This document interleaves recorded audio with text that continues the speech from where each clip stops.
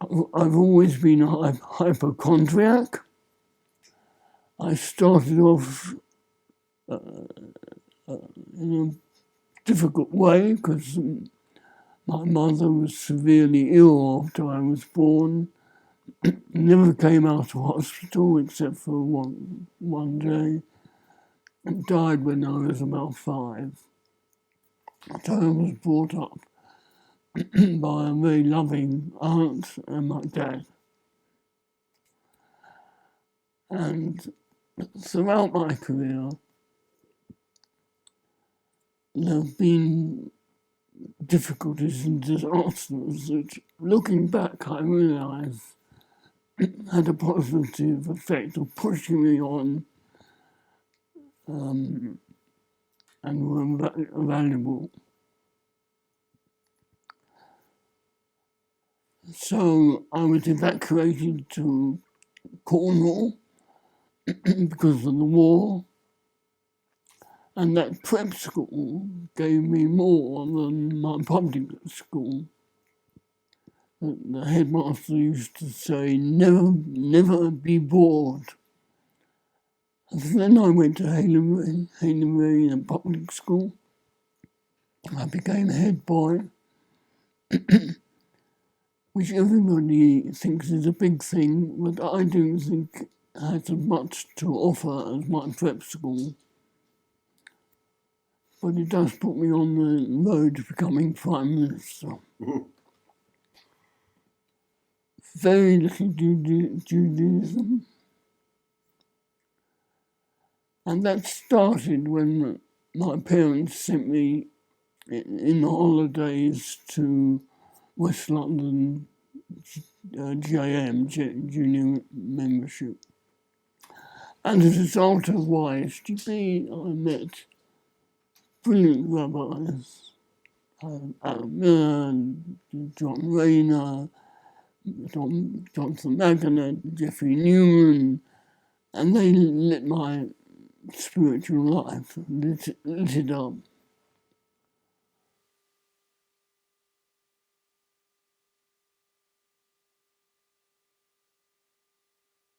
There was only one thing, really, which brought me to Finchley Reform Synagogue, and it was you and the family. And it was the way in which you, Margaret, and the 3 children around the table had a level of awareness of potential, even with children who were, I think, 13, 14, 8 and 9. I mean, they were quite young, but there was a holiness. It was a very everyday, down-to-earth holiness. You did your own way of doing blessings, and the whole family took part. And I felt there's something here that I could be a part of. I'd like to learn about this. And the synagogue was sufficiently offbeat for me to feel that I could manage, because I remember I came wearing my leather jacket and with Bracha in a van, in a VW van. Finchley was, for some reason, accepted me. I think most Reform synagogues were of a type, and we were always looking at new things like Torah breakfasts and activities for the homeless and so on. So we were fairly idealistic that we came in after the war and we wanted something different. But then I realised at that time that all the stuff I'd been preaching at youth groups, my problem was I didn't believe it. I didn't know whether to believe it or not. And I spoke to Lionel Blue and said, what shall I do? I thought, it's not good enough. He said, and I always found that a monastery was useful.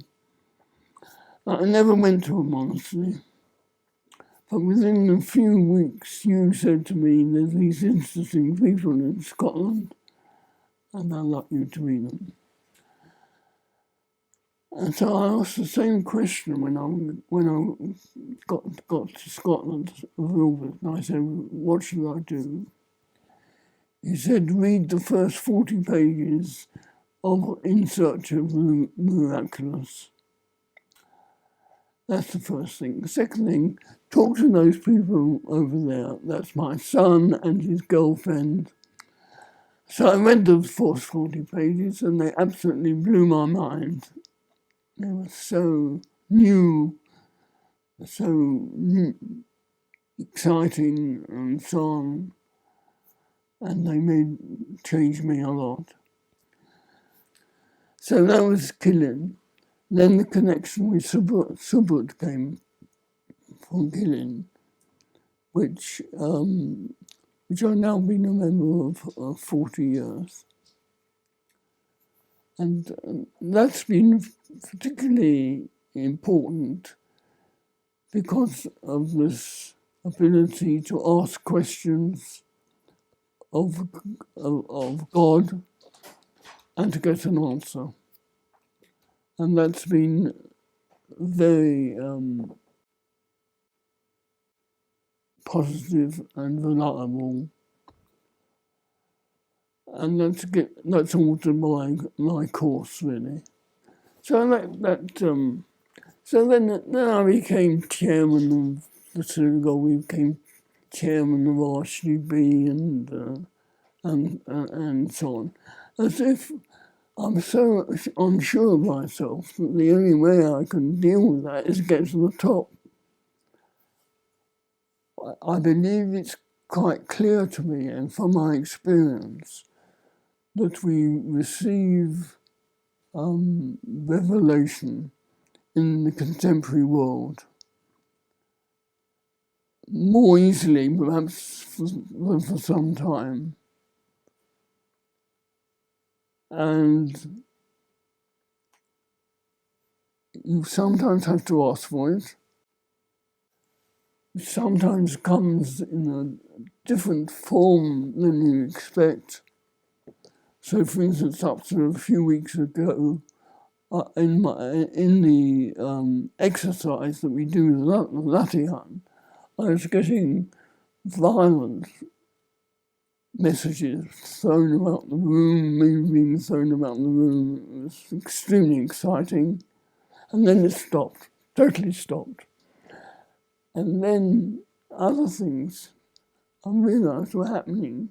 Strange little, I find at 7 o'clock in the morning, now I wake up and things are buzzing through my mind. And it may not be what it was, but I think it's the same value. So that governs my work and is a blessing. The other thing I believe is that we don't make use of the resources that we have, namely our members. Our members are made in the image of God, each one, everyone. We never make use of it, really. We don't involve them fully in the services. That is because our rabbis, I think of them as full-time Jews. The rabbis are full-time. They've been trained for 5 years in traditional Judaism, mostly. I mean, they do modern stuff, but mostly it's tradition. It's the language, the history, the Talmud, the Tanakh, and so on. And inevitably, this is what they feel most comfortable with, and indeed, of course, the myths and the stories of our history are made by geniuses who worked out what the God was behind these stories. So they were extremely valuable and are still valuable. But our people now live in a very different world. They live in a world of English. They live in a world of modern problems and endemics, ecological, war, and so on. And on the whole, it was the exceptions. The rabbis don't deal with these, frankly. They don't talk very often even about their belief and disbelief in God. And I don't think they trust the God that they worship. I think it says somewhere in the liturgy, you have not trusted in God enough. So my conclusion basically is that our religion, including most other great religions, are still in a sort of bad primary school stage. They're sitting normally in rows, and they have a teacher out the front, and that teacher they worship. And we have fantastic rabbis, and it's easy to worship. But it isn't good enough, because they are thousands with experiences and things to give. Now, FIS has moved on. We have a semicircle, which is improvement. We have, which is Deborah has announced that they're going to introduce on Shabbat morning the two sessions, the text of our lives and the text of our ancestors. And I'll see which people want, which they choose to have. But I think we must now use the text of their lives and change things in order to meet the challenges. You made a connection between something that you had experienced with the divine and the real realities that other people are experiencing, but they may not have that same opportunity or way of connecting with the divine. So there's something in there that I would like to know, understand, and hear more from you about. As I see it, it's because man is made in the image of God, that man has a part of God within them. The natural search includes the qualities of love for the children, honesty, justice, and so on. And I do find that when you ask that question, do you believe in God, you also get a lot of amazing replies. Yes, I've had this experience and that experience. And we don't draw it out because it's a little bit embarrassing. And what will it have effect on people who haven't had that experience? But I think those are the risks you have to take as leaders, rabbis. I want to ask you about that. I want to ask you about the work you've been engaged with, the issues of climate change and what you're thinking about, what you're receiving maybe from the Latihan about now and us. That subject over the last 30 years has become more and more central. Until now, there is no doubt it is the central subject, central risk that our planet faces. And I don't see any way out. At the moment, there is no obvious solution. And so I'm forced on the conclusion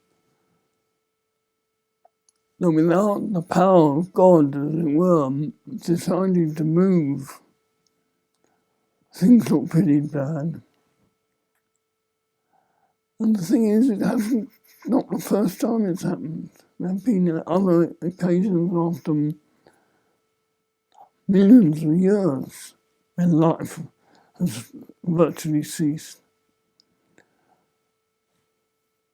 And the creator of all things could well say, I'm going to plough an easier field.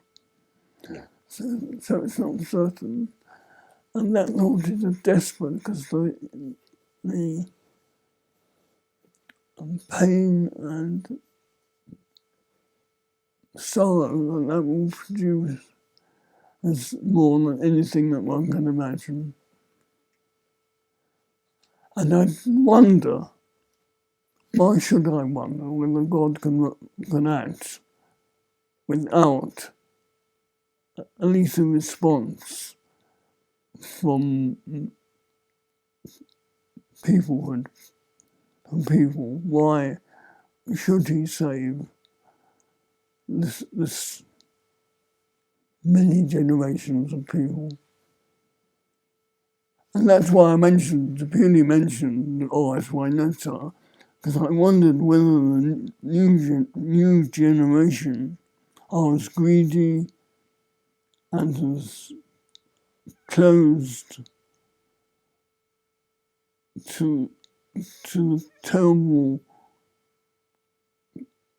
future that they're committing us to or not, whether they can see more clearly.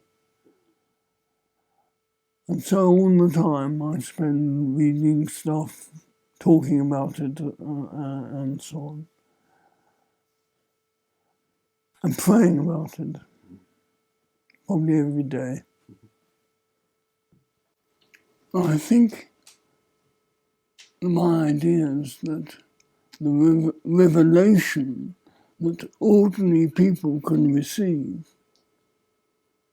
if they ask, maybe only if they ask, are as important as those given to Isaiah, who's one of my heroes.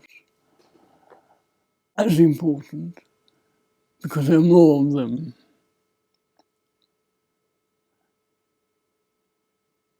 And that is why the question has to be asked, what does the Lord require of us? I don't want to quote things. To do justice, to love mercy, and to walk humbly before your God. To me, that is now a reality. A person who is in some doubt whether he believed any of that. It's now an absolute reality. My last question is, you started as a hypochondriac. It's always been a question about death. Where's death now?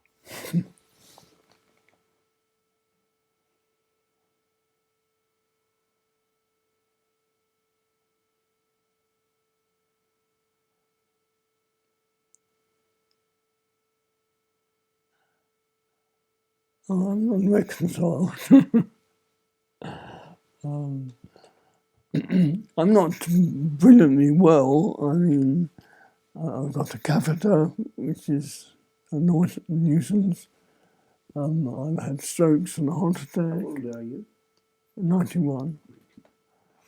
What I know is that I can wake up in the morning. Usually I wake up in the morning, I feel really good. And then another morning I feel really bad and I don't know what I'm going to do. And then within a few hours, something takes over.